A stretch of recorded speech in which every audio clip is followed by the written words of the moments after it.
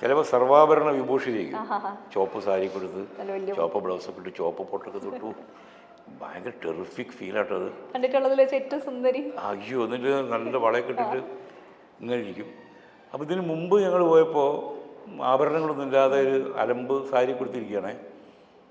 അപ്പോൾ ഞങ്ങൾ എന്തോ സംസാരിച്ചു പറഞ്ഞു, എന്തിനാണ് ഈ ആഭരണങ്ങളൊക്കെ, എന്തിനാണ് മനുഷ്യൻ വേഷം കെട്ടി ജീവിക്കുന്നത്, ഈ ജീവിതം ആരെ കാണിക്കാനാണ്, ഈ ഉള്ള വസ്ത്രം ധരിച്ച് നാണം മറിച്ച് ജീവിച്ചാൽ പോരെ എന്നൊക്കെ പറഞ്ഞപ്പോൾ ഞങ്ങളും ശരിയാണല്ലോ.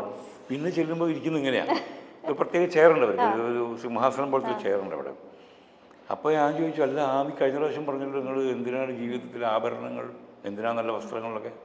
അന്ന് എനിക്ക് അങ്ങനെ തോന്നി. പിന്നെ ഞാൻ നോക്കുമ്പോൾ എന്തിനാണ് ഈ ആഭരണങ്ങളും വസ്ത്രങ്ങളും അണിയാതെ ജീവിക്കുന്നത്?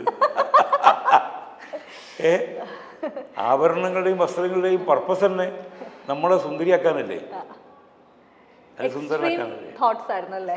അങ്ങനെയൊക്കെയുള്ള വട്ട്. എനിക്ക് ഭ്രാന്തന്മാരെ ഭയങ്കര ഇഷ്ടമാണ്.